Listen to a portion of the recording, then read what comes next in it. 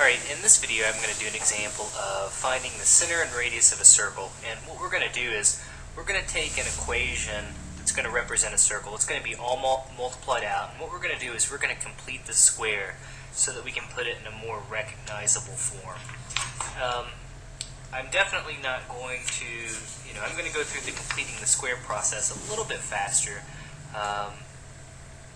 Just because I'm assuming at this point you've seen completing the square.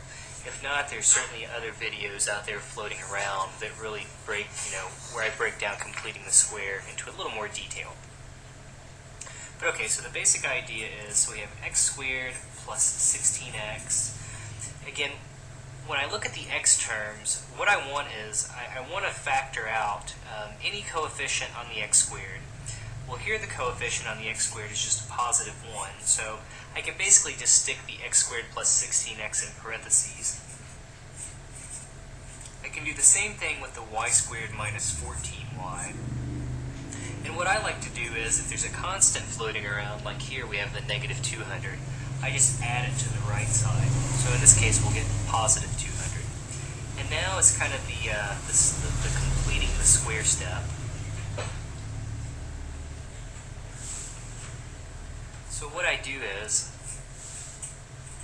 I look at my number, the coefficient in front of the x, and in this case it's a 16. What we do is we take 1/2 of that number, so 1/2 of 16 is going to give us positive 8. We take that number, positive 8, and we square it, and that gives us positive 64. So what I'm going to do, kind of out of the blue here, I'm going to introduce a positive 64 to the left side of the equation.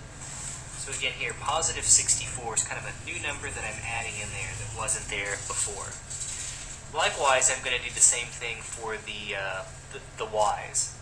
So I've got y squared minus 14y. I'm going to add some new number in there. And the trick is, again, I take 1/2 of the number, this time in front of y.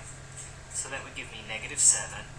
And then again, we take that number and we square it. And in this case, that's going to give me positive 49. Okay, so we've really added a positive 49 out of nowhere. Again, if you were to imagine getting rid of the parentheses, everything would be the same as in the original problem, except again this positive 64 and this positive 49 that I've added to the left side. So to keep everything balanced, what I'm going to have to do is I'm going to have to add 64 to the right side, and I'm also going to have to add a positive